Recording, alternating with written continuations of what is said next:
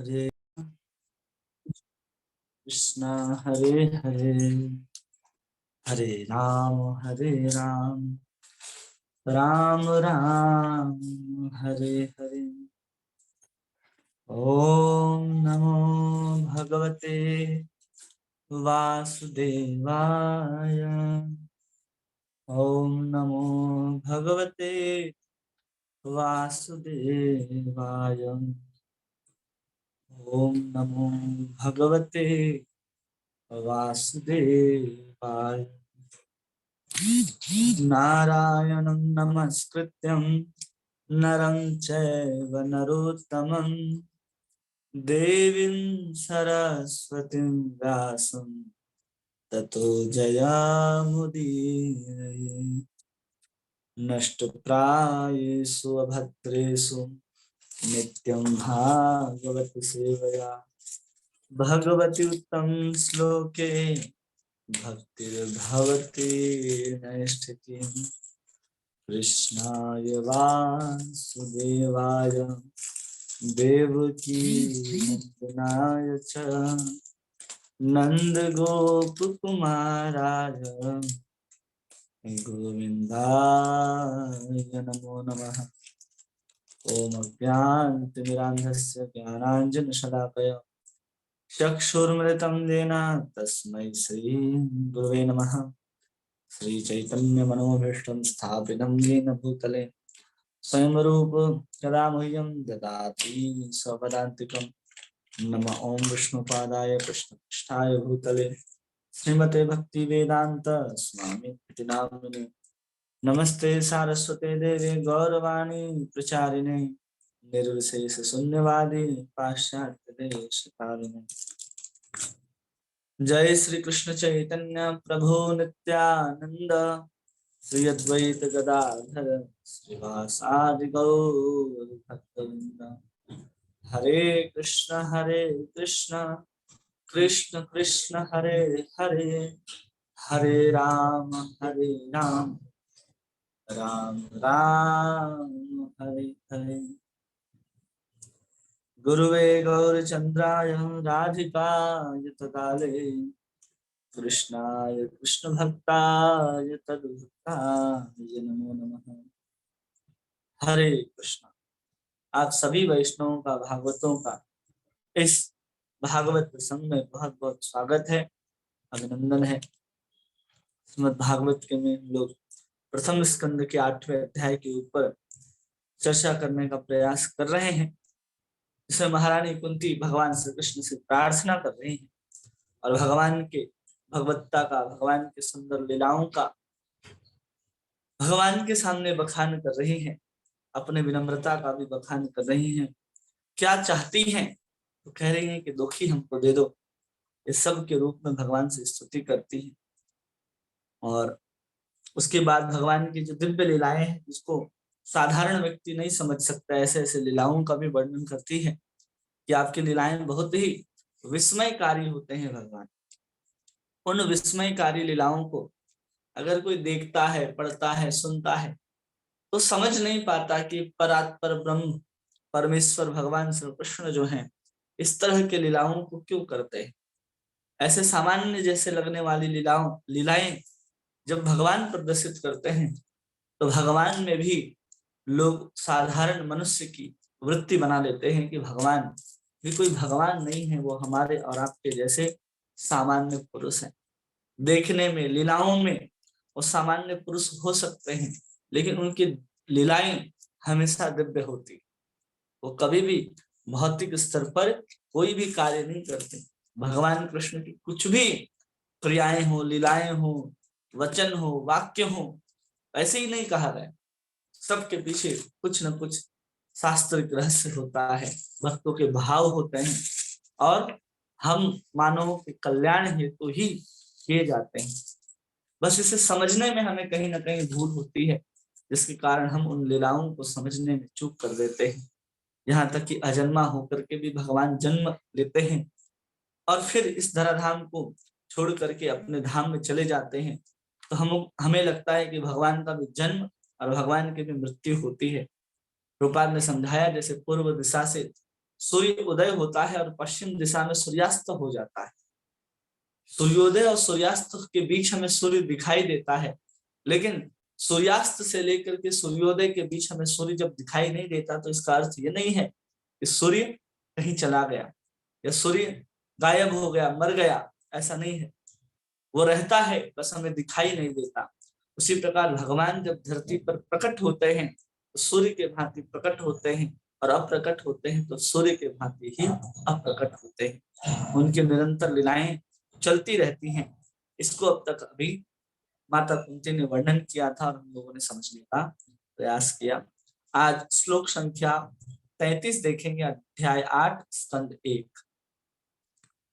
अपरे वासुदेवस्य देवक्यां याचितोऽभ्यगात् अजस्तमस्य क्षेमाय वधाय च सुरद्विषाम्। यानी कि अपरे वासुदेवस्य देवक्यां, यहाँ पर देवक्यां मतलब देवकी का। कह रहे हैं कि अपरे वासुदेवस्य देवक्यां याचितो अभ्यागतः, क्यों आए तो अपरे अन्य मनुष्य जैसे आते हैं, तो कह रहे वासुदेवस्य, वासुदेव देवक्यां भगवान देवकी के याचित मतलब प्रार्थना करने के कारण ही अभ्यागतः जन्म लिया। जन्म का कारण भी बता रहे हैं। पहले दो कारणों को माता कुंती ने बताया। एक कारण क्या बताया उन्होंने कि जितने भी राजा आदि होते हैं, जो सत्पुरुष होते हैं, उनको राज्य सिंहासन विस्थापित करना, और जितने भी दुष्ट हैं उन सबको नाश करना, ताकि मानव सभ्यता अपने भगवान की जो भक्ति है, अपना जो सनातन धर्म है, जो स्वभाव है हर जीवात्मा का, उसको ठीक तरह से निष्पादित कर सके। इसलिए भगवान इन राजाओं को स्थापित करने के लिए आते हैं, धर्म को पुनः स्थापित करने के लिए आते हैं। और यहाँ पर कह रहे हैं आने का कारण क्या है, तो कल भी हमने बताया था कि बिना भक्त के भगवान अवतार ग्रहण नहीं करते। तो उसी चीज को यहाँ पर माता कुंती कह रहे हैं कि अपरे वासुदेवस्य देवक्याम याचितो अभ्यागत भ्यागात, कि वो देवकी और वसुदेव की प्रार्थना से भगवान ने जन्म लिया है। जो भक्त हैं दोनों, वो दोनों भक्त जब प्रार्थना करते हैं कि भगवान कि आप आओ, कि आप आओ, केवल देवकी और वसुदेव ने इसलिए प्रार्थना नहीं कि पूरे संसार का उद्धार हो जाए, नहीं। जब कोई भक्त कार्य करता है तो सिर्फ भगवान के लिए कार्य करता है, और जब भगवान के लिए कार्य करता है तो अपने के लिए, अपने आप सारे विश्व के लिए हो जाता है। देवकी और वसुदेव ने कभी नहीं कहा कि आप यहाँ आओ और यहाँ से नंदगांव गोकुल जाओ, वहां लीलाएं करो, फिर महाभारत के युद्ध आदि को करो अथवा करवाओ। इस तरह के प्रार्थना, इस तरह की विनती कभी नहीं की देवकी और वसुदेव। लेकिन जब भगवान प्रकट होते हैं तो अपने संपूर्ण कार्यों को उसी के माध्यम से पूरा करते हैं। अगर माता देवकी और वसुदेव प्रार्थना न करते तो भगवान का प्रादुर्भाव नहीं होता, नहीं आते भगवान कृष्ण। लेकिन उस समय ऐसे आसुरी तत्व भी बढ़ गए, सब चले गए। माता धरती गाय का रूप धारण करके ब्रह्मा जी के पास पहुंच गई कि भगवान, धरती पे बहुत आतंक बढ़ रहा है, पाप बढ़ रहा है, इस पाप के बोझ को मैं नहीं उठा सकती। मैं सब कुछ उठा सकती हूँ लेकिन पाप के बोझ को नहीं उठा सकती। तो कहा जाता है ना कि सबसे भारी वस्तु क्या है, तो पाप ही सबसे भारी वस्तु है। कोई अपने माथे में लेकर के पाप को बहुत दिन तक नहीं ढो सकता। जो पापी व्यक्ति है उसी के मन में संशय, उसी के मन में भय, उसी के भय में पाप आचरण, छिपाने की वृत्ति, झूठ बोलने की वृत्ति, ये सब निवास करती है। क्योंकि कहीं ना कहीं व्यक्ति पापी होता है और उस पाप के बोझ के कारण वो संसार में सत्कर्मों को भी नहीं कर पाता, पुण्यों के पथ पर भी नहीं चल पाता, उसे भय लगा रहता है। क्योंकि पाप ऐसे कार्य करते हैं जैसे लगता है कि पाप खत्म हो जाएंगे। तो पाप आकर के, अपने जो पाप बुरे कर्म हैं वो आपको आकर के रोकते हैं। पाप आकर के रोकते हैं और कहते हैं कि तुम अच्छे काम को मत करो। जब जब कोई अच्छा काम करना चाहेगा वो नहीं कर पाता। इसलिए हम देखते हैं कि जो बुरे व्यक्ति होते हैं हमेशा बुरे पथ पर चलते ही रहते हैं, और बुरे पथ पर चलने में उन्हें किसी प्रकार का भय नहीं होता। भय कब होता है उनको, जब वो अच्छे मार्ग पर, अच्छे सत्कर्म पे, पुण्य पे, भगवान का नाम, साधु संतों का संग या फिर उनकी सेवा, ऐसे जो काम होते हैं जब उनमें वो जुड़ने लग जाते हैं तो उनके पाप भयभीत हो जाते हैं और पाप ही उसके जीवन में तुरंत प्रकट होते हैं और उनको सत्कर्मों से, उस पुण्यों से हटा देते हैं। इसलिए अगर धरती में अगर बहुत पाप बढ़ गया है तो उस धरती में जितने भी अन्न है, जितने भी खनिज हैं, वो सब पूर्ण या पर्याप्त मात्रा में धरती हमें नहीं देगी। वो धरती सब अपने अंदर छिपा लेती है। इसलिए पाप जो है, पाप के बोझ से जब धरती दबने लगी, भगवान ब्रह्मा जी के पास प्रार्थना करती है। ब्रह्मा सब देवी देवताओं को लेकर के भगवान विष्णु के पास जाते हैं और वहां पर कहते हैं कि पूर्व जन्म में देवकी और वसुदेव ने से प्रार्थना की, तो उन्होंने प्रार्थना की थी तो उन्होंने वरदान दिया था कि मैं पुत्र के रूप में अवश्य जन्म धारण करूंगा। तब वही जब प्रार्थना कर रहे हैं देवकी और वसुदेव, देवकी और वसुदेव का विवाह हो गया है। विवाह होने के बाद कंस ने आकाशवाणी सुनी है कि देवकी का 8वां पुत्र ही तुम्हारे मृत्यु का कारण बनेगा। बाल पकड़ करके मारना चाह रहा था, वासुदेव ने उनको रोका है और बंदी बना करके उनको जेल में रखा है। और वहां पर ये लोग प्रार्थना कर रहे हैं कि भगवान आएंगे। पूर्ण विश्वास हो गया देवकी और वसुदेव को उस आकाशवाणी को सुनकर कि भगवान तब देवकी के गर्भ से ही आने वाले हैं। वसुदेव की प्रसन्नता, देवकी की प्रसन्नता जेल में भी जाने के बाद कम नहीं हुई। बस इसी बात का उन्हें दुख होता था कि जब कोई संतान उत्पन्न होती थी उसको देना पड़ जाता था वासुदेव के वचनों के कारण कि जो भी संतान उत्पन्न होगा हम तुम्हारे पास लेते आएंगे। और वो कंस जो है एक एक बालकों को पत्थर पर पटक के मार डालता था। लेकिन एक ही आशा थी कि भगवान आएंगे। जब आशा होती है कि भगवान आएंगे तो व्यक्ति हर दुखों को सह लेता है। एक साधक अपने घर, अपने संपत्ति, अपने परिवार, अपने मोह बंधन सब कुछ छोड़ता है कि उसे पता होता है कि हम ये छोटे मोटे जो सुख हैं उसको छोड़ रहे हैं तो परम सुख हमें प्राप्त होगा। जब हमें भगवान की प्राप्ति करनी है तो ये मोह, ये माया, ये बंधन से छूटना होगा। मोह माया से, बंधन से छूटने का अर्थ ये नहीं है कि आप सब छोड़ करके कहीं एकांत स्थान में, जंगलों में जाकर के रह सकते हैं। आप उसी स्थान पर रह करके अपने मोह माया को खत्म कर ले तो अति उत्तम है। आप सोचेंगे कि हम बहुत दूर चले जाएं। अगर मोह माया और आसक्ति है तो दूर जाने के बाद भी वो आसक्ति जो है कम नहीं होती। उसके लिए बहुत अथक प्रयास करना पड़ता है, भजन का बल लगता है। तब धीरे धीरे जितनी आसक्ति कृष्ण के ऊपर होगी उतनी ही विरक्ति जो है संसार के प्रति, संसार के लोगों के प्रति होगी। तब वसुदेव देवकी भी वैसे ही जेल में एकांत में निवास कर रहे हैं। काल कोठरी है, ढेर सारे पहरेदार लगे हुए हैं और वहां पर दोनों कोई प्रार्थना करते हैं कि भगवान अब कब आओगे, कब आओगे। तब जाकर के भगवान वहां पर प्रकट होते हैं। क्यों प्रकट होते हैं तो कहते हैं अजस्वमस्य क्षेमाय वधाय च दुष्टताम, कि आते हैं कल्याण के लिए। किसके लिए? साधुओं के कल्याण के लिए। और च सुर द्विषाम, जो सुरों से, द्विषाम मतलब द्वेष करते हैं, उनको उद्धार करने के लिए भगवान अवतार ग्रहण करते हैं। इसी को भगवान कहते हैं परित्राणाय साधूनाम विनाशाय च दुष्कृताम धर्म संस्थापनार्थाय संभवामि युगे युगे। हाँ, अनुवाद में प्रभुपाद कह रहे हैं कि अन्य लोग कहते हैं कि वसुदेव तथा देवकी दोनों ने अपने लिए, आपके लिए प्रार्थना की थी, आप अतएव आप उनके पुत्र के रूप में जन्मे हैं। निसंदेह आप अजन्मा हैं, फिर भी आप देवताओं का कल्याण करने तथा उनसे ईर्ष्या करने वाले असुर को मारने हेतु जन्म लेते हैं। देवताओं के हित के लिए।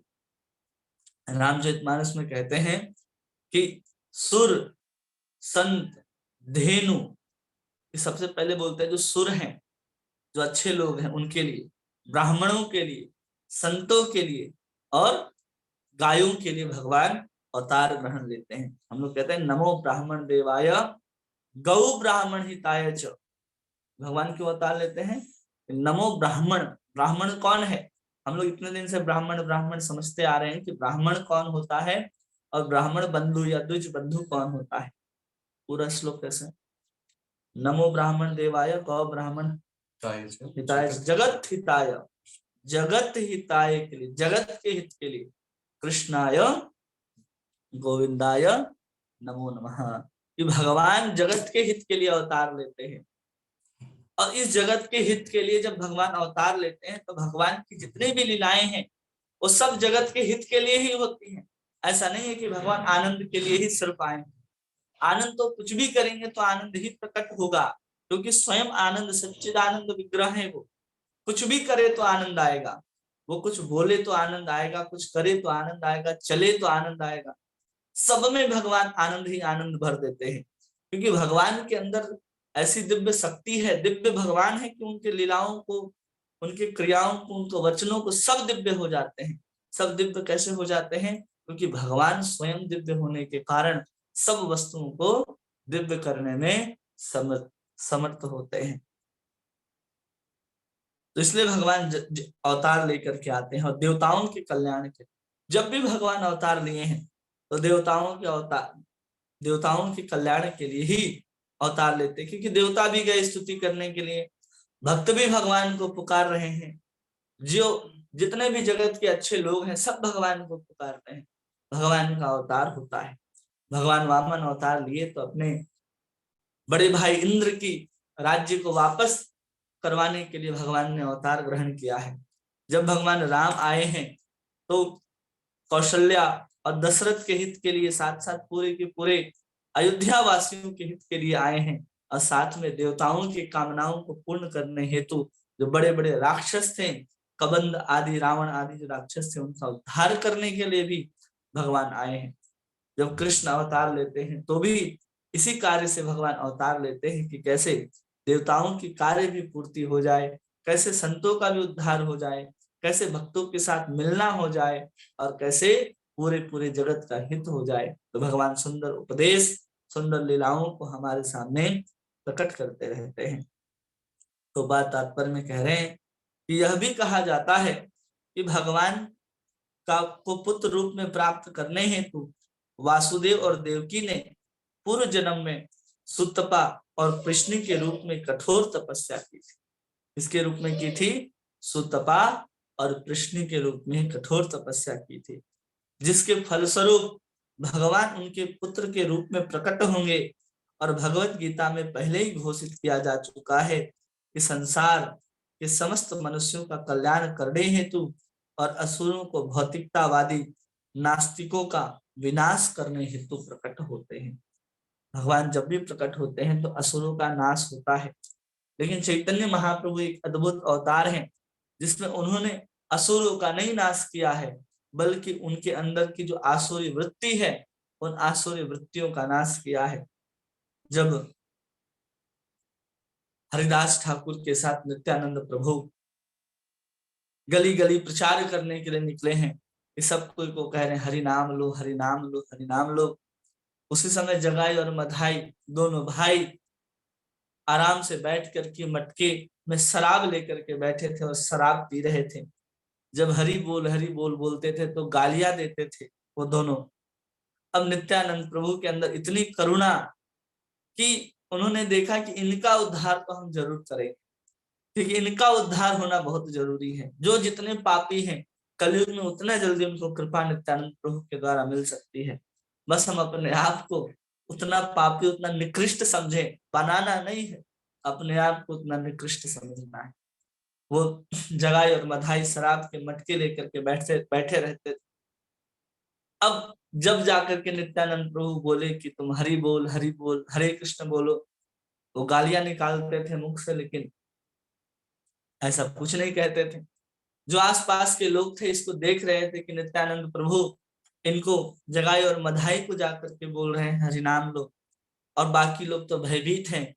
लोग चर्चाएं करने लगे, ये तो बहुत बड़े ब्राह्मण के कुल में जन्म लिए हैं, और ब्राह्मण के कुल में जन्म लेने के बाद इनको सारे वेदों का, पुराणों का, शास्त्रों का ज्ञान है। यहाँ तक कि प्रत्येक दिन सुबह सुबह वेदों का अध्ययन करते हैं। इस उद्देश्य से वेदों का अध्ययन करते हैं कि आज देखें कि शास्त्र में किस चीज का निषेध किया गया है, उसी चीज को हम तोड़ेंगे। पढ़ने का भी उद्देश्य था। हम उन्हीं चीजों को करेंगे जो शास्त्र में निषेध है।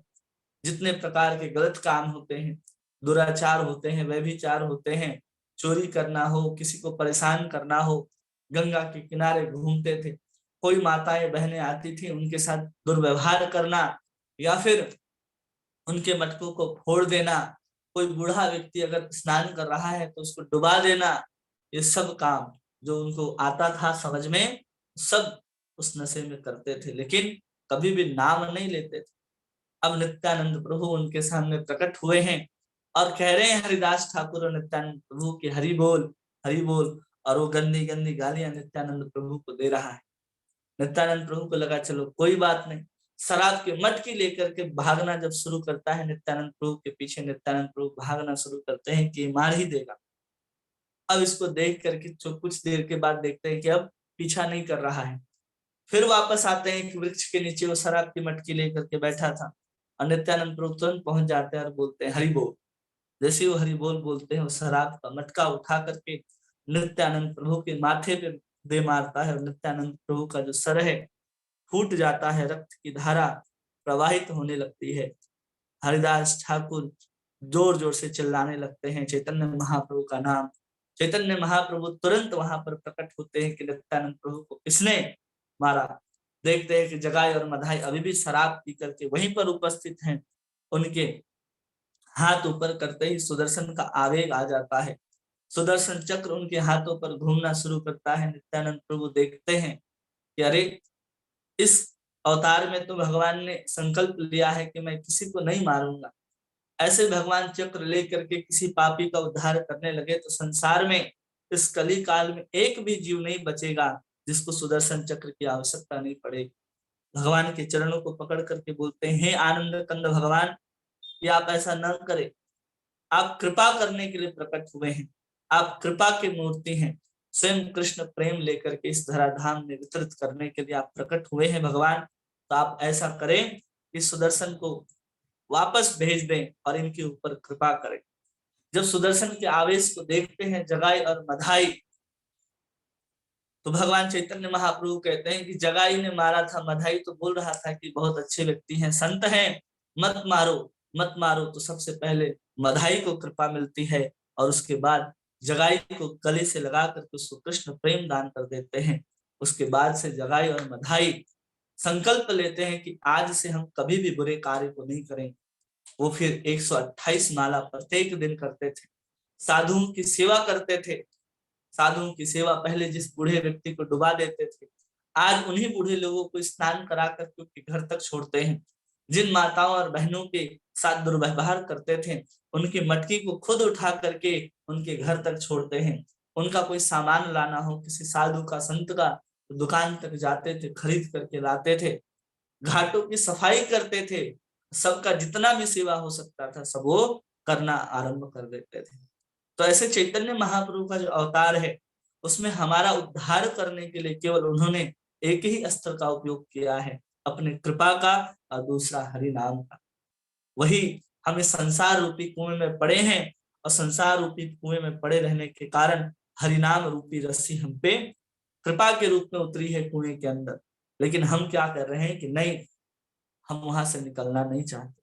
हमें कुएं में आनंद आ रहा है, हम आज नहीं तो कल या किसी भी क्षण में कुएं में डूब करके हम मृत्यु को प्राप्त कर सकते हैं, लेकिन नहीं, हमें कृपा रूपी रस्सी दिखाई नहीं दे रही, क्योंकि वो नाम के रूप में प्रकट होती है।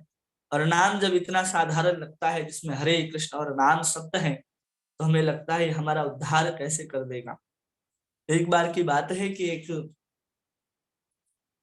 कोई व्यक्ति था, वो कहीं व्यभिचार करने किसी स्त्री के यहाँ जाया करता था। जाते जाते वो बहुत वृद्ध हो गया।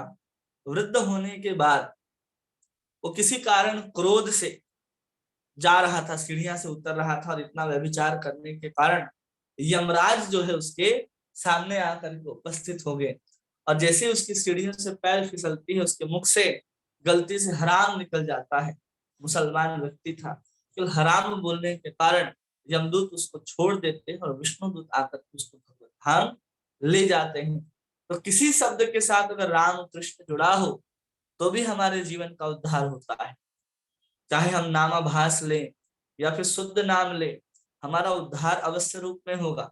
किसी तरह से भी हमारा पैर फिसल जाए, जमाई आती हो, स्तोभन, हेलनवा, कैसे भी ले, किसी को गाली देते हुए भी हम लोग जब बोलते हैं कि देखो हरे कृष्णा वाले आ रहे हैं, बोलते हैं ना कई बार, तो उससे भी लोगों का उद्धार होता है। भगवान की कृपा जो है, एक कली काल में सुदर्शन लेकर के फिर से महाभारत कराने की इच्छा नहीं है। महाभारत चल ही रहा है इस युग में। पहले महाभारत जो चलता था वो दो भाइयों के बीच में होता है, अब अपने ही भीतर महाभारत चल रहा है। हम खुद ही सही और गलत का निर्णय नहीं कर पा रहे हैं। जब हम खुद सही और गलत का निर्णय नहीं पा रहे, तो अर्जुन की अवस्था देखिए जो गीता के अंदर हुई, तो समझ नहीं पा रहा कि हम अपने ही लोगों को कैसे मार देंगे। वैसे ही जब हमें भक्ति के मार्ग में जाना होता है, हम समझ नहीं पाते कि हम किसको छोड़ेंगे, किसको पकड़ेंगे। भगवान के शरण में जाते हैं तो भगवान तुरंत उपदेश देते हैं कि सर्वधर्मान परित्यज्य माम एकम शरणम व्रजत, सब कुछ छोड़ करके, सभी धर्मों का परित्याग करके एकमात्र मेरी शरण में आ जाओ। भगवान ने धर्म की स्थापना की बात की और फिर भगवान कहते हैं सब धर्मों को छोड़ करके मेरे पास आ जाओ। क्योंकि वहां जिस धर्म को छोड़ने की बात हुई है वो साधारण धर्म है, जिसमें आप किसी पद पर, किसी संबंध में, किसी भी कर्तव्य को पूरा कर रहे हैं, वो सब साधारण धर्म में आते हैं। लेकिन भगवान का शरणागत होना और भगवान की भक्ति जो है वो सबसे श्रेष्ठ धर्म, परम धर्म के अंदर कही जाती है। तो भगवान ने स्थापना की है जो पूर्व में स्थापित धर्म था, जो सब शास्त्र कह रहे हैं कि कृष्ण के पास जाओ, कृष्ण का भजन करो, लेकिन जब हम उस बात को नहीं सुनते तो भगवान स्वयं उस बात को अपने द्वारा कहते हैं, जिससे लाखों करोड़ों जीवों का उद्धार हो जाता है। प्रभुपाद जब भगवत गीता को लेखन करते थे, लेखन करने के बाद जब अपने शिष्यों को वितरित करने के लिए भेजते थे, एक समय की बात है कि रसिया में किसी स्टेशन में कोई व्यक्ति ने एक व्यक्ति को भगवत गीता दी, उस स्टेशन पर बैठा रहा अपने रेलगाड़ी के आने के इंतजार में। वो इतना देर पढ़ता रहा। उसको कोई मित्र आने वाली थी उसके उस ट्रेन से। अब वो पूरा भगवत गीता वहां स्टेशन में बैठे बैठे सुबह से लेकर के शाम तक पूरी गीता को पढ़ देता है। उसको पता नहीं चलता कि उसकी ट्रेन कब आ जाती है। उसके मित्र सामने आकर के खड़ी हो जाती है और आकर के जैसे ही बोलती है जॉन, तो कहता है who's John, I am not a John. और वो उसी समय अपने मित्र के साथ वृंदावन आ जाता है और भगवान हरि का भजन करना आरंभ करता है। क्योंकि गीता जो है, भगवान का उपदेश जो है, वही हमको उद्धार कर सकता है। हम कितने भी कुछ भी अपने बात से, अपने ढंग से कहने लग जाएं, उससे लाभ नहीं होगा। क्योंकि इसलिए हम लोग प्रभुपाद के तात्पर्य को पढ़ते हैं, क्योंकि यहाँ शुद्ध वाक्य है, एक शुद्ध भक्त के द्वारा निकले हुए वाक्य है, जिसको पढ़ करके हमारे अंदर शुद्धता आती है। इन श्लोकों को पढ़ते हैं, क्यों पढ़ते हैं? क्योंकि इसको स्वयं माता कुंती ने भगवान के सामने कहा है। भगवान ने इन शब्दों को सुना है, ऐसे ही सुना है। अपरे वासुदेवस्यम देवाक्यम याचुत अभ्यगात अजस्तमस्य क्षेमाय बधाय च सर्वसाम, ऐसे ही सुना है भगवान। अब भगवान ने इस शब्द को माता कुंती के मुख से सुना है और हम उसको वैसे ही पढ़ेंगे। इस बात को जान करके पढ़ेंगे कि एक एक शब्द जो भागवत में लिखे गए हैं वो भगवान ने सुना है और भक्त के द्वारा कहा गया है। गीता में एक एक शब्द जो भगवान के द्वारा कहा गया है, हमारे लिए कहा गया है, तो उसका पढ़ने का आनंद और उस शब्द के प्रति जो श्रद्धा है वो बहुत बढ़ जाएगी। इसलिए भागवत जब हम पढ़ते हैं, सुनते हैं, तो उसको साधारण नहीं समझना है कि साधारण ही ऐसे श्लोक में बद्ध करके वेद व्यास जी इन वाक्यों को लिखा है, जबकि ऐसे ही स्तुतियां की जा रही हैं, सब छंदबद्ध लिखे गए हैं। पहले जब कोई कहता था तो कहते हैं ना कि वो गा रहा है, ऐसा कहता था, इतने सुंदर उसकी वाणी निकलती थी। और अब हम लोग गा भी रहे हो तो लगेगा कि गाया नहीं जा रहा। सोचिए, इस सुंदर वाक्य के रूप में माता कुंती ने कहा है और कृष्ण ने सुना है, और वही सब बातें, जितनी भी स्तुति आप पढ़ेंगे भागवत के अंदर, उस सब में यही सब सिद्धांत आपको बार बार प्रकट किया जाएगा, जिसमें भगवान अजन्मा है, जन्म लेते हैं, भगवान कैसे दिव्य हैं, भगवान कैसे सर्वव्यापी, इस तरह के सिद्धांतों को प्रकट किया जाएगा। भगवान की करुणा को, भगवान की महिमा को, भगवान की लीलाओं को और उनके रहस्य को उन स्थितियों के माध्यम से प्रकट किया जाता है। इसलिए यहाँ पर कई बार कह दी कि आप जन्म नहीं लेते फिर भी आप अजन्मा है, अजन्मा होकर के भी जन्म लेते हैं। फिर कारण को बताते ही फिर आप आज इस कारण में बता रही कि अजस्वम, कि उसके बाद भी आप अजन्मा ही हैं, जन्म लेने के बाद भी भगवान आप अजन्मा ही हैं। ये बातें, ये वाक्य किसी को समझ में नहीं आती कि भगवान एक साथ जन्म भी लेते हैं और अजन्मा भी है, कैसे? इसी को अचिंत्य कहते हैं, जिसमें दो विपरीत वस्तु एक साथ प्रकट हो जिसके अंदर, उसी को अचिंत्य कहते हैं। जिसमें दिन और रात एक साथ दिखाई दे, जिसमें कुछ गुण सदगुण एक साथ दिखाई दे, लेकिन वास्तव में भगवान के अंदर कुछ गुण और सदगुण ऐसे कोई चीज नहीं होते। भगवान गुणों की खान है। हम लोगों ने माधुर्य कादम्बनी में पढ़ा कि जीव के अंदर 18 दोष होते हैं, जिसमें 2 दोष भगवान के अंदर छोड़ करके 16 दोष भी भगवान के अंदर दिखाई देते हैं। बलदेव विद्याभूषण बताते हैं, लेकिन उन 16 दोषों के बाद भी भगवान उन दोषों को स्वीकार करके उसको महागुण के रूप में प्रकट कर देते हैं। जैसे भगवान दिखाई देता है कि मोह में पड़े हैं, रामचंद्र क्या कर रहे हैं, सीता जी के लिए विलाप कर रहे हैं। वो मोह को प्रकट करते हैं केवल हम जीवों को आनंद देने के लिए, इसलिए वहां पर मोह रूपी दोष को भगवान ने स्वीकार किया, उसको गुण के रूप में प्रकट किया। निद्रा रूपी को पकड़ते हैं, निद्रा भी दोष है हम जीवों के पास, लेकिन भगवान इतने सारे ग्वाल बालों के साथ खेलने के बाद उन्हीं के गोद पर सर रख करके विश्राम करते हैं। ये दोष के कारण आनंद प्रकट हो रहा है, तो दोष नहीं रहे, अब महानिधि के रूप में भगवान के अंदर प्रकट हुए। उसी प्रकार भगवान जो है इतने दयालु, इतने कृपाशाली हैं कि वो माता देवकी की प्रार्थना कर रहे हैं और सुन रहे हैं। पूर्ण रूप से रथ में विराजमान नहीं है, एक पैर ही रथ के ऊपर रखा है भगवान का, दूसरा भूमि में है, और अभी हाथ पकड़ के चढ़ने ही वाले हैं और माता कुंती प्रार्थना कर रही है, और भगवान उसी अवस्था में अभी तक सुन ही रहे हैं कि माता कुंती जो बुआ है वो क्या क्या कह रही है। आगे के श्लोक में, श्लोक संख्या 34 में कहती है, भार अवतारानायन्ये भुवो नाव इवोदधौ सीदन्तया भूरि भारेण जातो आत्म भुवार्थितः। कह रहे भार अवतारानाय, कि संसार का भार कम करने के लिए, जो पाप रूपी भार बढ़ गया था संसार में, उस पाप को कम करने के लिए भू नाव इवो दधो, कि आप क्या करते हैं, संसार में नाव की तरह प्रकट होते हैं। नाव इवो दधो, इस संसार रूपी समुद्र में जहां पाप बढ़ जाता है, उस नाव में जब पाप बढ़ जाता है, जिसके कारण वो नाव जो है धीरे धीरे क्या होता है, वो डूबने लगता है, तो भगवान क्या करते हैं, भगवान फिर उस नाव को, इस धरती के बोझ को, पाप को मिटाने के लिए सब कार्य को करना आरंभ करते हैं। स्वयं अवतार लेते हैं, अकेले नहीं, अपनी समस्त शक्तियों के साथ भगवान इस धरती पर अवतार ग्रहण करते हैं, और इतने सारे अवतार ग्रहण करते हैं जिससे सारे सारे धरती के जो मनुष्य हैं, जीव जो हैं, उन सबका कल्याण हो। केवल मनुष्य मनुष्य का नहीं, हम अभी बताएं कि चैतन्य महाप्रभु का जब अवतार हुआ, झारखंड के जंगलों से जब गुजर रहे थे, एक एक जानवरों का, एक एक पशु का, पक्षी का, सांप का, कीट का, पतंगा का, सबका उद्धार किया है, सबका। यह नाम जो है वो सबका उद्धार करता है।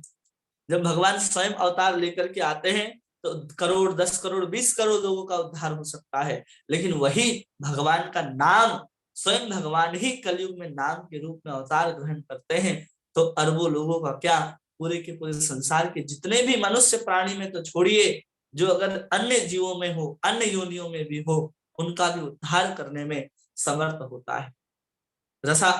रसिकानंद प्रभु को एक बार यवन राजा ने पकड़ लिया कि बात, तुम्हारे पास बहुत चमत्कार है, दिन भर हरि नाम करते रहते हो, हरे कृष्णा करते रहते हो। अब रसिकानंद प्रभु को जब पकड़ा गया है, लाया गया है उनको दरबार पे, और एक हाथी के सामने उनको रख दिया गया, जिसको बहुत सारी शराब पिला दी गई। अब वो किसी की भी हत्या कर सकता था हाथी। रसिकानंद प्रभु उसके सामने खड़े होते हैं और उसके कान पर हरे कृष्ण महामंत्र कहते हैं, वो हाथी नाचना शुरू कर देता है, और वो भी हरे कृष्ण महामंत्र हाथी बोलना शुरू कर देता है। इतना सामर्थ्य है हरि नाम में। ये रसिकानंद प्रभु है। रसिकानंद प्रभु की समाधि, कभी जाएंगे आप लोग उड़ीसा प्रांत में तो बालेश्वर जाएंगे, वहां पर जहाँ क्षीरचोरा गोपीनाथ है, वहीं पर उनकी समाधि। इतने श्रेष्ठ श्रेष्ठ भक्त हुए हैं, और इतने श्रेष्ठ तरीके से उन्होंने प्रचार किया है। चैतन्य महाप्रभु ने स्वयं जानवरों को नचाया है, स्वयं कीट पतंगों का सबका उद्धार किया है, यहाँ तक कि वृक्षों तक का भी उद्धार चैतन्य महाप्रभु ने किया है। इसी को कह रहे भारा अवतार अन्य भो नाव इबादत हो, कि संसार भार से बोझिल समुद्री नाव की तरह अत्याधिक पीड़ित हो रहा था। तो भगवान क्या कर रहे थे, भगवान उसका भार कम करने के, इस संसार में जो नाव चलता है, नाव में अगर अधिक, समुद्र में जो नाव है उसमें अधिक अगर वजन डाल दिया जाए तो समुद्र के लहरें जब आएंगी तो बहुत ज्यादा संभावनाएं होंगी कि वो डूब सकता है। उसी प्रकार हम भी इस शरीर रूपी नाव को लेकर के समुद्र रूपी, संसार रूपी समुद्र को पार करना चाहते हैं, लेकिन हमारे ही देह में, हमारे ही चेतना में इतने पाप, इतने दुराचार भरे हैं, जिसके कारण हम इस भव रूपी सागर में डूब रहे हैं और हम अपना उद्धार चाहते हैं। हम भी भगवान नारायण को, कृष्ण को, राम को, हरि को जब पुकारेंगे तब जाकर के भगवान हमें भी उद्धार करने के लिए आएंगे। हमारे जीवन के जो पाप हैं वो जब कम होंगे तब भी हमारा उद्धार होगा, नहीं तो हमारा उद्धार नहीं होता है। इसलिए अपने पाप को, धरती के पाप को कम करने के लिए भगवान तो आ गए, धरती के सारे बोझ को हटा दिए, सब पापी को मिटा दिया उन्होंने, और जो उन्होंने दर्शन किया, जिन्होंने उनका दर्शन प्राप्त किया, उन सबके पाप कम हो गए। लेकिन जब भगवान अब अप्रकट है, तो अप्रकट है तो उस समय क्या प्रकट है, इस कली काल में कोई कृष्ण को देखना चाहे, राम को देखना चाहे तो नहीं देख पाता। मंदिर में भी जाकर के उनको विग्रह के रूप में पत्थर ही दिखाई देते, उसमें श्याम सुंदर नहीं दिखाई देते उनको। तो उनके लिए नाम है, यही कली काले नाम रूपे कृष्ण अवतार, कि भगवान ने नाम रूप में अपना अवतार धारण किया है, और उस अवतार के माध्यम से, कृष्ण नाम के माध्यम से हम अपने जीवन में, अपने जीवन रूपी जो शरीर रूपी नाव है उसके पाप को हम हटा सकते हैं, तब हम उस पार जाएंगे, अन्यथा हम उस पार नहीं जा पाएंगे। तो उसी को कह रही है माता कुंती की भारा अवतारण्य भूवो नावो इवो दधः, कि उन्होंने संसार जो है वो डूब रहा था नाव की भांति, तो भगवान ने उनके पापों को कम करने के लिए सादितन्या भूरि भारे न जातो हाथ में विवर्तित, अत्याधिक पीड़ित हो रही थी, तो ब्रह्मा द्वारा भुवार्थितो, ब्रह्मा द्वारा क्या किया गया, प्रार्थना करने पर उनके समन हेतु भगवान अवतार धारण करते हैं। सब कारणों को, यहाँ एक एक कारण को माता कुंती बता रही कि क्यों आते हैं, किसकी किसकी प्रार्थना पर आते हैं आप, ये सब कुछ यहाँ पर। ये भी उसके पहले अपने बारे में बताया कि आप आए हो, हमारे लिए आए हो भगवान, कि हमें जितने भी दुख हो रहा था सब में आप उपस्थित थे। महाभारत जैसा भीषण युद्ध हुआ फिर भी हमारे 5 पुत्र सुरक्षित रहे, केवल आपकी और आपकी ही केवल करुणा है। उसके बाद भी बता रहे कि पूरे संसार का उद्धार करने के लिए आते हो। देखिए कैसे अपने आप से शुरू करती हैं माता कुंती, और अपने आप से फिर अपने बच्चों में, परिवार में, परिवार के बाद यदुवंश में आ गई, और यदुवंश सीधे सीधा विस्तार पूरे विश्व तक चला गया। इसी को कहते हैं कि हम लोग क्या है, वसुधैव कुटुंबकम।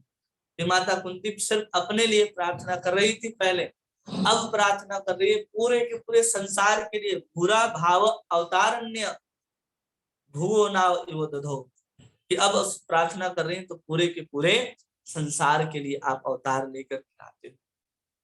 कोई केवल अपने लिए भगवान की स्तुति नहीं करता, ये भी समझना है।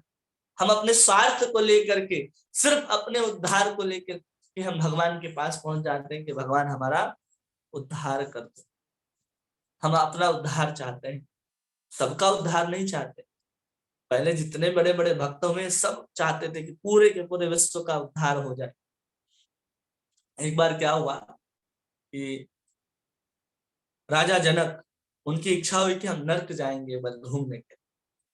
अब वो राजा जनक नर्क जैसे ही पहुंचे, उन्होंने धरती, वहां नरक के धरती पर जैसे अपने कदम रखे, जितने भी आत्माएं वहां पर तड़प रहे थे, जिनको सजाएं मिल रही थी, तेल पर पड़े हैं, तेल उबल रहा था, लेकिन जनक जी के चरण के प्रभाव के कारण वो जितने भी दुख थे, संताप थे, उनके नष्ट हो गए। केवल एक बार वहां पर ऐसे शुद्ध भक्त, भगवान की कृपा वाले भक्त पहुंच गए, तो नरक की आग उनको अब आग जैसी तपाती नहीं थी, उनको ठंडक लग रहा था, शरीर में बहुत आनंद आ रहा था। अब जनक जी सोचते हैं कि देखो एक बार मेरे आने से यहाँ इतना बड़ा लाभ हुआ, तो भगवान से प्रार्थना करते हैं कि अब हम भी यही नर्क में रहेंगे भगवान, हम यहाँ से नहीं जाएंगे, क्योंकि इतने जीवात्माओं को आनंद मिल रहा है मेरे यहाँ होने से। भगवान प्रार्थना करते हैं अब क्या किया जाए।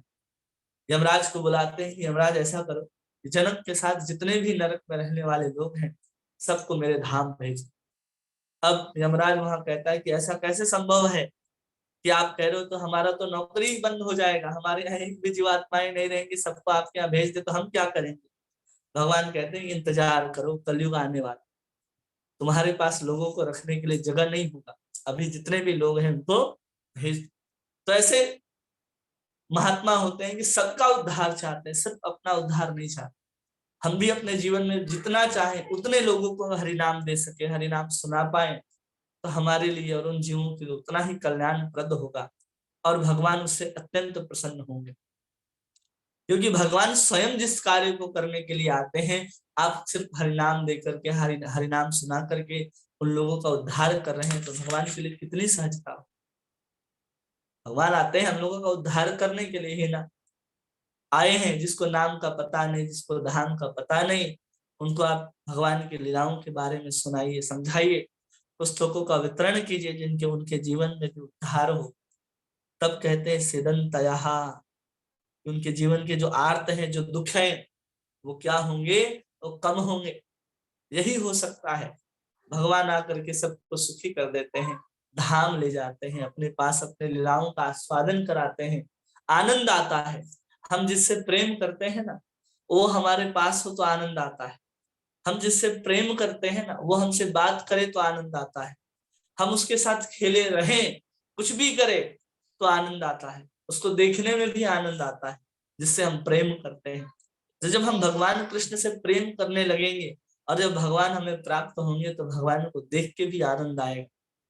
भगवान को हम अपने स्वरूप में जब प्राप्त कर लेंगे, तो भगवान के साथ खेल के, कूद के, आनंद लेकर के भी, सब कुछ करके भी हम आनंद ले सकते हैं।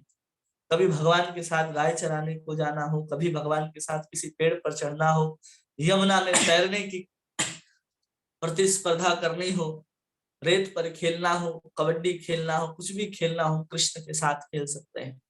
क्योंकि कृष्ण से प्रेम होगा तो नाम के भरोसे ही होगा, अन्यथा नहीं होगा। इसलिए स्वयं प्रेम की प्राप्ति करना है। भगवान तो कहते हैं चैतन्य महाप्रभु कि भारत भूमि के जन्म होइला, जन्म सार्थक करो करी परोपकार, हमारा आज्ञा गुरु होइया तारो ए देश, जारे देखो तारे कहो कृष्ण उपदेश। कि जिसको अपना भी उद्धार करो, खुद भी नाम लो, खुद भी लीलाओं चरित्रों का पठन करो, पाठन करो, अध्ययन करो और दूसरों को भी सुनाओ, जिससे उनका उद्धार होगा। भगवान तो आ ही रहे हैं अवतार लेकर के, कितने रूपों में आए भगवान। प्रभुपाद के स्वरूप में भी आए, भगवान का भक्त अवतार भी होता है। भक्ति, भक्त, भगवंत, गुरु, चतुर नाम वपुए, केवल 4 अलग अलग रूप हैं, है अवास्तव में एक ही। चाहे भक्ति हो, भक्त हो, भगवंत हो, संत हो, गुरु हो, ये सब भगवान के ही स्वरूप हैं। इसलिए हमें भी भगवान की ही कृपा से उनके जो कार्य हैं उनको आगे बढ़ाते हुए इस धरती के बोझ, जो पापाचारी लोग हैं उनके पाप, उनको खत्म नहीं करना, उनके अंदर जो पाप हैं उनको खत्म करना है। हम भी तो पहले पाप आचरण में लिप्त थे, हम भी तो बुरे कामों में लिप्त थे, मांसाहार करना, जुआ खेलना, शराब पीना, सब में सब लिप्त होते थे। लेकिन अब क्या है, धीरे धीरे हम लोगों ने भगवान की कृपा से और नाम की कृपा से उस चीजों से बहुत दूर हो गए, हम पाप आचरण में नहीं लगते हैं। उसी प्रकार जब नाम सुनेंगे, नाम सुनाएंगे और नाम लेंगे, तो जिसके माध्यम से जो पाप आचरण है, पाप की वृत्ति है, वो जीवात्माओं की नष्ट हो जाएगी। प्रभुपाद अनुवाद में कह रहे हैं कि दूसरे कहते हैं कि संसार के भार से बोझिल समुद्री नाव की तरह अत्याधिक पीड़ित हो उठा तथा पुत्र ब्रह्मा के प्रार्थना की, तब आप कष्ट का सबन करने हेतु अवतार ग्रहण करते हैं। तात्पर्य में प्रभुपाद कह रहे हैं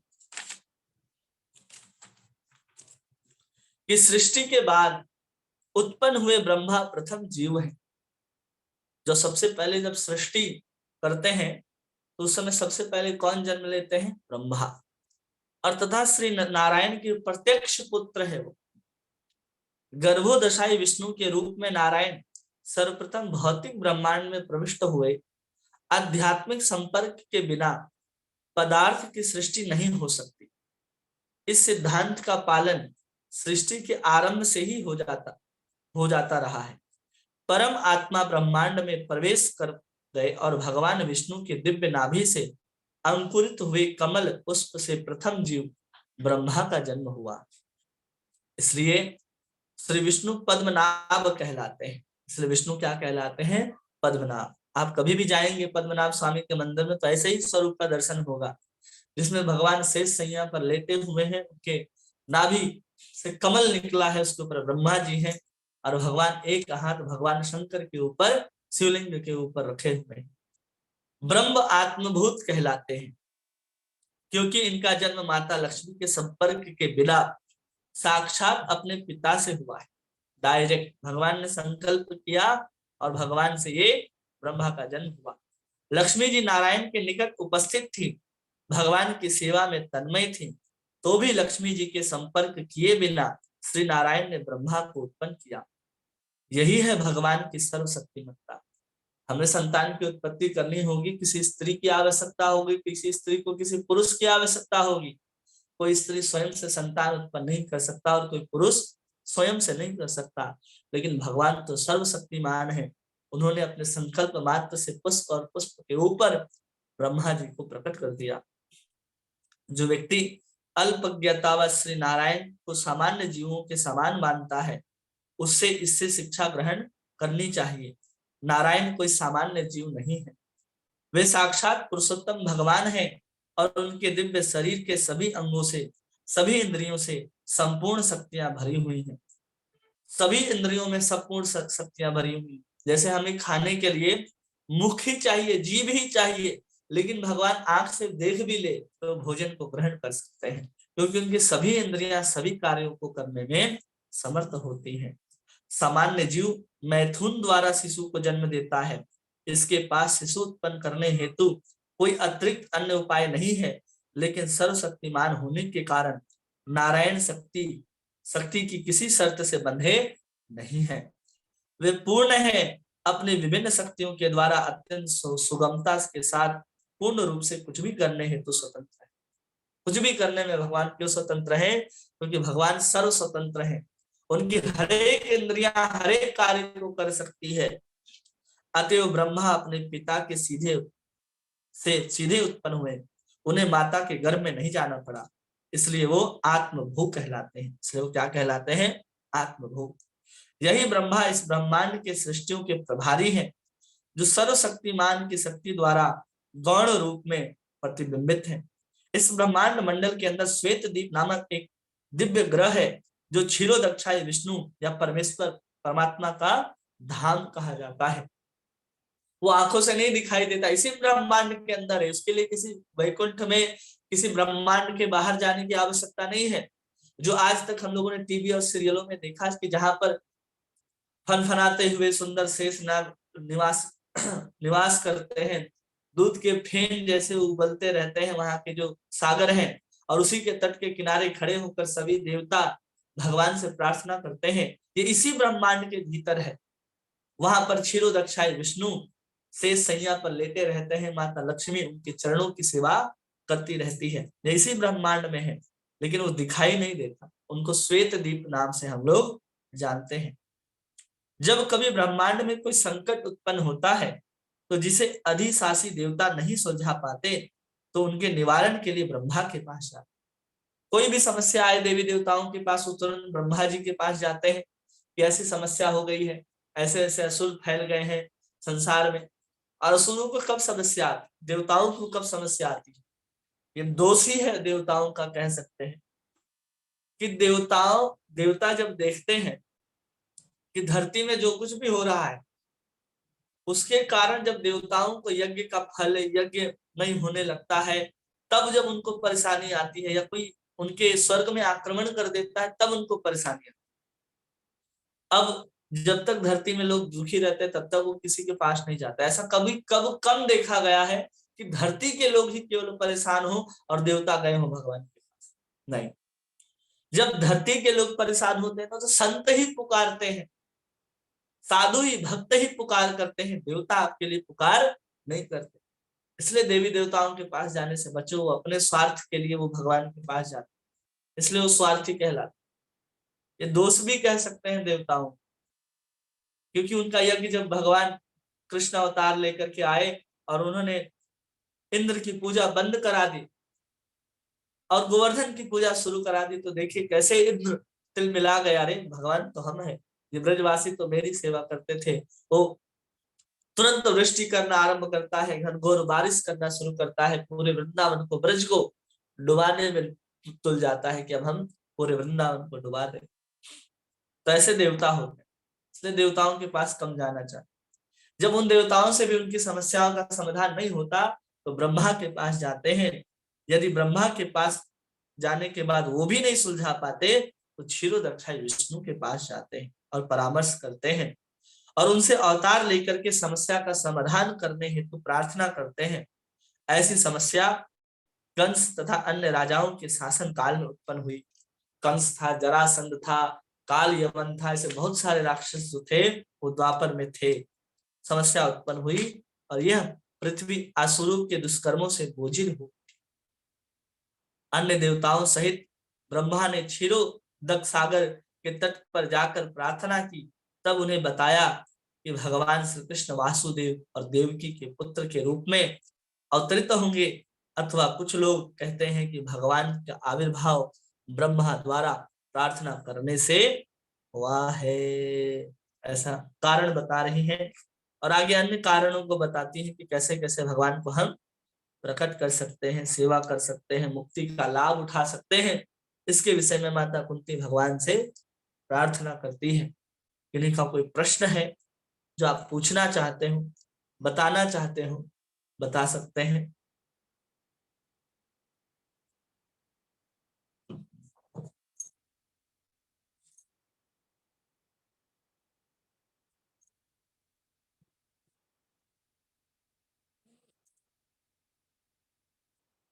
कोई प्रभु जी, माता जी कुछ कहना है?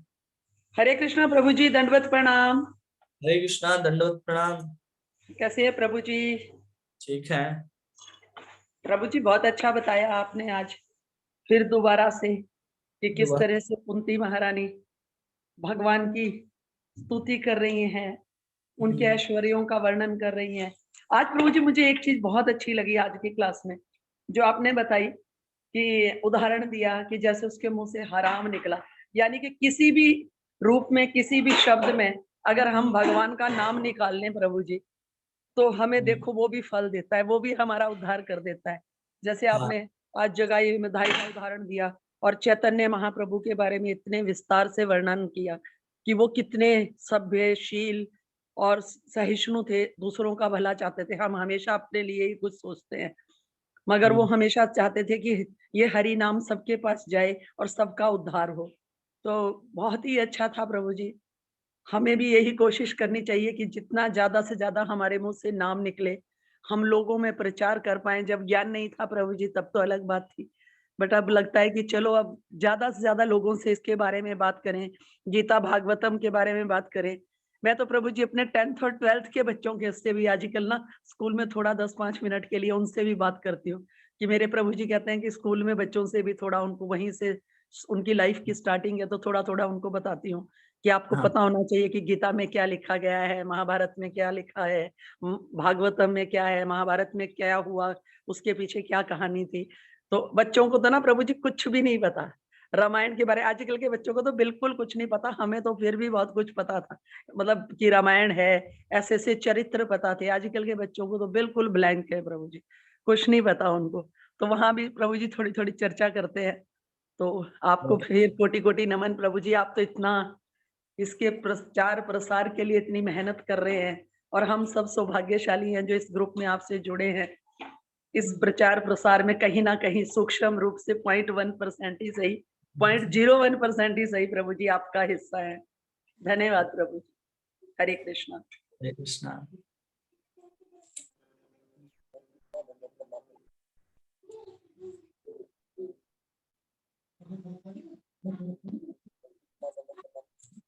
और किन्हीं का कोई प्रश्न है? एन उपाध्याय प्रभु जी, विनोद प्रभु जी, प्रिया माता जी। हरे कृष्ण प्रभु जी, प्रणाम। हरे कृष्णा प्रभु, प्रणाम। बहुत अच्छी तरह समझ में आया प्रभु जी, बहुत अच्छी समझ से। और इस जो भी सुना गया, इसका अगर जीवन में ध्यान दिया जाए, अनुपालन किया जाए, तो कभी भी जो है आदमी जो है भगवान से विमुख नहीं हो सकता है प्रभु जी। ठीक है, कोई प्रश्न नहीं है हरे ना? कृष्ण, हरे हाँ कृष्णा, बोलिए। दंडवत प्रणाम दंडवत प्रणाम। प्रभु।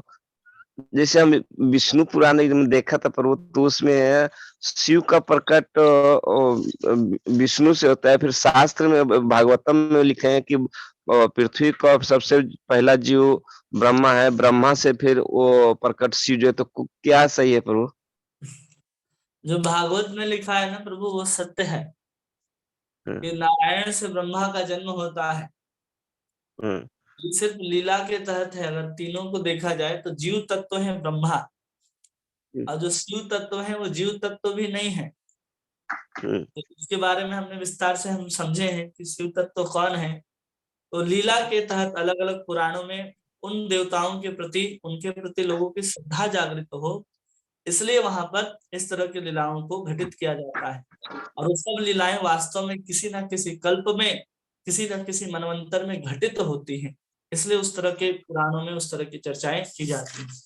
तो बिल्कुल सत्य है जो आपने पढ़ा हो, सुना हो, देखा हो। अगर वो पुराण से प्रमाणित रूप से पढ़ा है आपने या देखा है, तो सत्य हो सकता है। वो किसी काल में सब सत्य होता है, लेकिन जो वास्तविक सत्य है वो भागवतम में परम सत्य के रूप में सब कुछ निरूपण किया जा रहा है कि वास्तव में होता कैसा है। और कल्प भेद के कारण, मनवंतर के कारण किसी काल में शंकर भगवान भी सृष्टि करते हैं, और भगवान शंकर से ही विष्णु और ब्रह्मा का प्रादुर्भाव होता है शिव पुराण के अनुसार।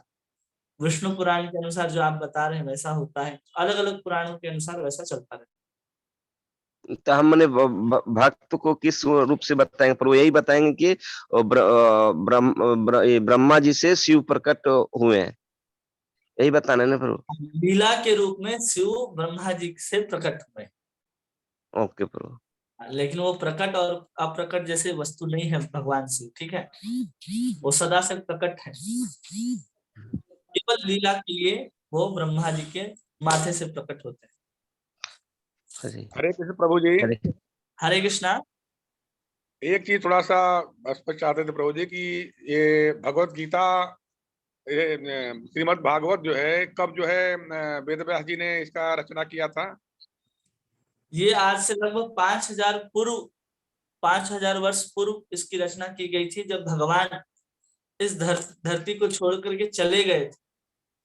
और जाने के बाद जब भगवान वेद व्यास बैठ करके चिंतन कर रहे थे कि क्या किया जाए कि कलयुग के लोगों का उद्धार हो, तो पहले ये पुराण, ये इतिहास, ये वेद सब कुछ उपलब्ध थे, लेकिन लिखित रूप में उपलब्ध नहीं थे। तो वेद व्यास जी ने ही इन सब वेदों का, पुराणों का संकलन किया। एक वेद थे उसको 4 भाग में बांट दिया और लिख दिया उनको।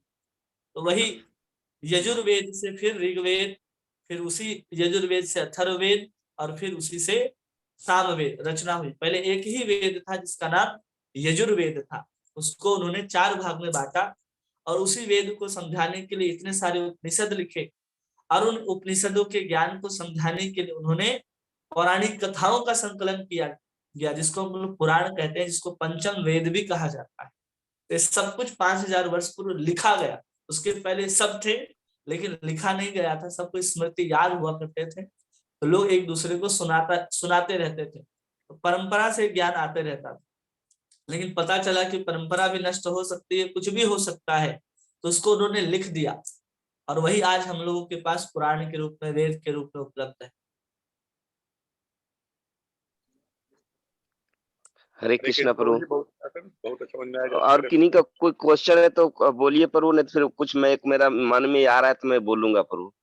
अच्छा, आप बोले प्रभु जी, आप बोले, बताओ प्रभु। जैसे हम लोग जितना भी भक्त है ना प्रभु, हाँ, तो जो आज का क्लास जो चला है प्रभु, हम तो उसमें सक्षम नहीं हो पाएंगे प्रभु, लेकिन माता जी लोग सक्षम होंगे, ये तो मेरे को पूरा मालूम है। तो जो आज क्लास चला है, एक माता जी दूसरा दिन 5 मिनट के लिए, ज्यादा नहीं, 5 मिनट या 10 मिनट के लिए एक एक अपना, जैसे आज को माता जो आप टॉपिक दी है प्रभु, ये आपका अच्छा ये चीज लगा मेरे को, आज का क्लास में आपको अच्छा ये चीज, तो आज ना करके कल कर, तो उसमें क्या होगा प्रभु, जो सबका स्मृति दोबारा हो जाएगा। ठीक है ना, तो हम तो रिपीट कर देते हैं ना कि कल हमने क्या बताया। हाँ, नहीं वो भक्त बोलेंगे, एक माने एक चीज बोलेंगे कि आज का, जैसे आज का क्लास में मेरे को क्या चीज अच्छा लगा, तो ये चीज टॉपिक हम कल बोलेंगे प्रभु, आपका क्लास में कल में आपने ये बताया था, ये हमको एक व्यक्ति एक ही चीज बोलेगा, तो हम लोग जितना व्यक्ति प्रभु, तो एक व्यक्ति यदि 1 मिनट लेगा चाहे तो 10 मिनट हो जाएगा। तो हाँ दूसरा बात है स्मृति भी हो जाएगा, और महीना में हम लोग एक दिन एक इसका सिंपल से एग्जाम रखेंगे, जैसे राम किनका पुत्र है, एक टॉपिक, तो उसमें क्वेश्चन में, आज तो क्लास में जैसे क्वेश्चन आता है ना, पर कुछ ना कुछ क्वेश्चन जरूर आता है उसमें, तो हम लोग स्मृति आएगा, यदि अब आप एग्जाम लेंगे तो स्मृति आएगा कि राम का कौन पुत्र है, कृष्ण के कितने कौन कौन से बेटे हैं, और कुंती का, इस तरह का जो क्वेश्चन आ रहा है प्रभु, तो स्मृति आएगा। तो महीना में एक दिन इस तरह पर टॉपिक या क्वेश्चन आंसर होगा तो बहुत अच्छा रहेगा प्रभु। मैं इस तरह करके कहीं देखा, इसके लिए मैं आप लोग से बोल रहा हूँ। एग्जाम नहीं, मतलब एक सिंपल हम लोग रख सकते हैं, एग्जाम नहीं, एग्जाम हाँ वही कुछ प्रभु, हम तो उसमें कम बुद्धि वाला हूँ प्रभु, मैं तो कुछ समझ में नहीं आता, इस कान से सुनता हूँ, इस कान से निकल जाता है, लेकिन वो यदि इस तरह करके रहेगा प्रभु, कुछ सुनने का अवसर मिलेगा और कुछ जानने का अवसर मिलेगा प्रभु। ठीक है ना, इसके विषय में विचार किया जाएगा, सब लोगों का जो मत होगा, राय होगा, उसके अनुसार हम कार्य करेंगे। ठीक है, ठीक है, हरे कृष्ण। समझ गए आपकी बात को? किन्हीं को कुछ कहना है?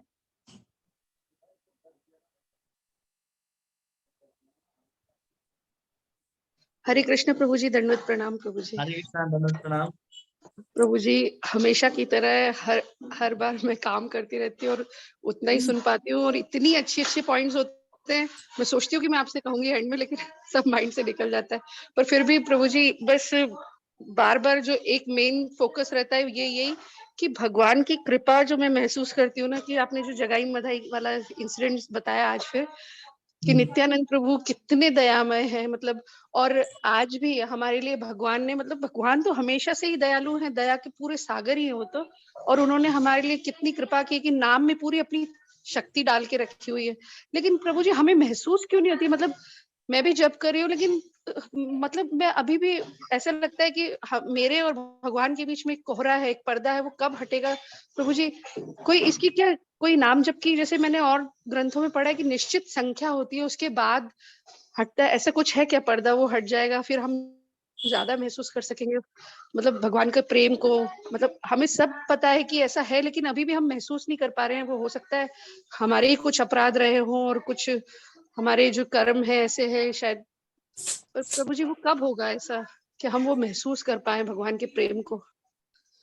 ऐसा कोई निश्चित संख्या और निश्चित समय नहीं है कि हम इतने वर्ष तक इतनी संख्या का नाम जप करेंगे तो हमारे जीवन में जो भगवान का प्रेम है वो उदय हो जाएगा। हमारे जीवन में जन्म जन्म से हम लोग कर्म करते आए हैं, सुकृत दुष्कृत, जो 4 प्रकार के अनर्थ हैं, उन अनर्थों के कारण ही जो भगवान का जो प्रेम रूपी जो सूर्य है वो उदय नहीं होता। जिस समय भगवान का प्रेम रूपी सूर्य उदय हो जाएगा, उस समय जैसे सूर्य उदय होते ही संसार के कोहरे नष्ट हो जाते हैं, वैसे प्रेम जब उदय हो जाते हैं हमारे हृदय में, जितने भी अज्ञान रूपी कोहरे हैं जिसमें हम भगवान को नहीं देख पाते, वो सब अपने आप नष्ट हो जाएंगे। भागवत में एक श्लोक भी है 6ठे स्कंद में कि जैसे ही कृष्ण उदय होता है हृदय में, हमारे जितने भी अज्ञान रूपी कोहरे हैं वो सब कुछ नष्ट हो जाते हैं। इसलिए वो कब होगा? ऐसा नहीं है कि आप 1 करोड़ नाम जप कर ले, कोई 10 करोड़ नाम जप कर ले तो उसकी उस संख्या के साथ भगवान की प्राप्ति हो जाएगी। जो जितने जिसके प्रारब्ध, जिसके अनर्थ जितने बड़े बड़े रहेंगे, जितने अधिक होंगे, उसको उतना समय लगेगा नाम जप करके प्राप्त करने। जिसका हृदय शुद्ध है, उसको हो सकता है कि एक ही बार नाम ले और उसको भगवान का प्रेम प्रकट हो जाए उसके हृदय में। कोई 10 साल तक नाम ले फिर हो उसका, कोई 20 साल के बाद हो, किसी का 30 साल के बाद हो। तो एक निश्चित समय नहीं, इसकी अवधि नहीं फिक्स की जा सकती कि इतने समय के बाद आपके हृदय में कृष्ण प्रेम जागृत हो जाएगा। वो है बस ढका हुआ है, बस वो ढका हुआ है, उसको हटाने के लिए जो अनर्थ के जो पर्दे हैं, अनर्थ के जो आवरण है, उसको हटाना। और अनर्थ को हटाने के लिए हम कृष्ण का नाम लेते हैं, लेकिन साथ साथ जो बचना है, हमको कर्मों से बचना है, अपराधों से बचना है, पापों से बचना है। अगर उसको बचते हुए हम नाम लेते हैं तो निश्चित रूप से हम जल्दी हम उसको प्राप्त कर सकते हैं। अगर कोई पाप भी करता रहे और कृष्ण का नाम भी लेता रहे तो बहुत जन्म लग जाएंगे उसको, लेकिन पूर्ण रूप से कोई पापों से छूट करके, अपराधों से छूट करके अगर एकांत में कृष्ण का नाम लेता है और अधिक संख्या में नाम लेता है तो कम समय में उनको कृष्ण प्राप्त होंगे। इसलिए इसकी कोई अविधि, कोई संख्या ऐसा निर्धारित नहीं है। कई लोग कहते हैं कि अगर आप 12 वर्ष तक 64 माला का जप करते हैं तो आपके जीवन से जितने भी अनर्थ है, अपराध है, समाप्त हो जाते हैं।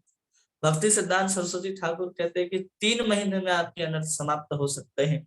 चैतन्य महाप्रभु कहते हैं 1 बार में समाप्त हो सकता है। अब इनके ऊपर है कि हम कितने भावना के साथ अपने कृष्ण का नाम पुकारते हैं। जैसे किसी विवेकानंद से पूछा गया कि भगवान कब मिलेंगे, बार बार आकर के विवेकानंद जी से प्रश्न पूछते कि भगवान कब मिलेंगे। तो विवेकानंद जी ने उनको क्या किया, पानी के टब में उसके गर्दन को डुबा दिया और वो छटपटाना शुरू किया कि हमारी गर्दन को स्वामी जी कब छोड़ेंगे, कब छोड़ेंगे। पूरा छटपटा रहा था और कुछ समय के बाद जैसे उसकी लग रहा था कि अब सांस उसकी बंद हो जाएगी, विवेकानंद को पानी से बाहर निकाल देते हैं। और विवेकानंद जी कहते ऐसी छटपटाहट जब होगी तो कृष्ण मिल जाएंगे। सर कृष्ण के नाम में तो है ही महिमा, लेकिन कृष्ण का नाम हम कितना तीव्र से ले सकते हैं। जैसे एक साधारण तीर से अगर कोई कमान, धनुष से तीर छूटता है तो हो सकता है वो लक्ष्य के अंदर, लक्ष्य तक पहुंच ही ना पाए, लेकिन कोई एकदम खींच के कान तक अगर उसको छोड़ता है तीर को, कैसे अपने लक्ष्य को भेद देता है। उसी प्रकार हम तीर, भगवान के प्रति तीव्र हमारी उत्कंठा होगी, प्राप्ति की लालसा होगी, उसके कमान के द्वारा हम अपने जिह्वा रूपी धनुष से जब हम कृष्ण का नाम छोड़ेंगे तो निश्चित रूप से भगवान के हृदय में, भगवान के कानों तक पहुंचेगा और कृष्ण हमसे मिलने जरूर आएंगे। बस प्रेम भरी पुकार की कमी है। ऐसा नहीं कि हमारे इतना संख्या नाम लेंगे तो पहुंच जाएंगे, ऐसा नहीं। जब प्रेम हो जाएगा तब भगवान आ जाएंगे। प्रेम होने में देरी, संख्या के महत्व नहीं है यहाँ पर। जैसे द्रौपदी पुकारी तो थोड़ी संख्या था कि 10 बार भगवान का नाम बोलेगी तब द्रौपदी के लिए भगवान वस्त्रावतार धारण करेंगे। एक ही बार में आ गए। ध्रुव के लिए 6 महीने में आ गए। खटवांग राजा के लिए 1 मुहूर्त में आ गए। और बड़े बड़े राजा आदि जो तपस्या कर रहे थे, 1000, 60,000, 70,000 वर्ष तक उन्होंने तपस्या की। कई जन्म तक नारद जी को 2 जन्म लेने पड़े, एक में दासी पुत्र, दूसरे में नारद, तब भगवान प्राप्त हो गए।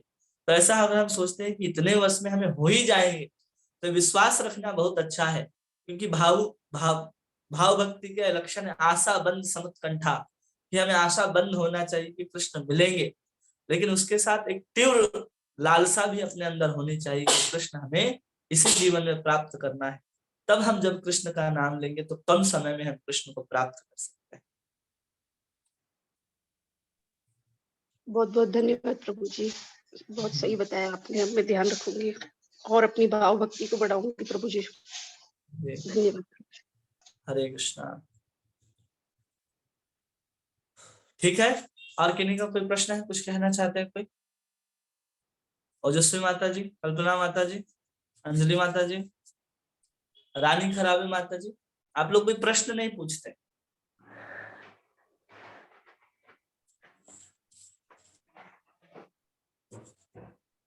नहीं है कोई? कुछ कहना नहीं चाहते? हाँ बोलिए। हाँ माता जी कुछ बोल रहे थे आप।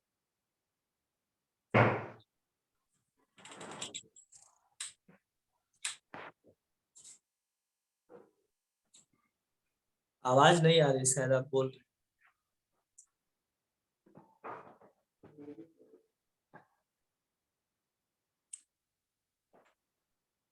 ठीक है। हरे कृष्णा प्रभु जी, दंडवत हरे प्रणाम। कृष्णा, दंडवत प्रणाम। छोटे लड्डू को हमारे यहाँ लड्डू गोपाल है, तो लड्डू गोपाल को भी शयन करना चाहिए।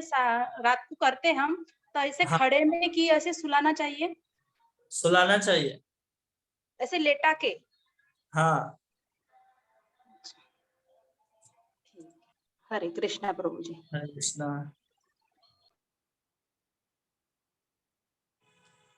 ठीक है। हरे कृष्णा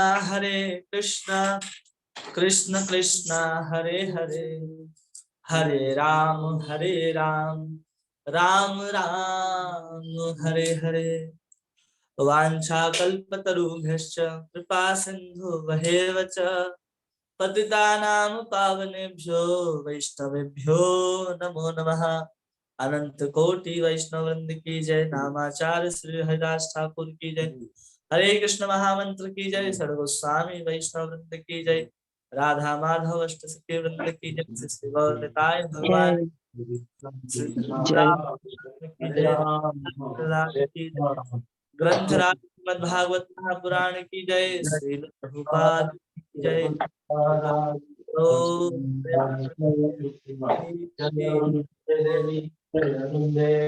सभी भक्तों का बहुत बहुत धन्यवाद। हिज ग्रेस बलभद्र प्रभु जी की जय। जय हो। जय।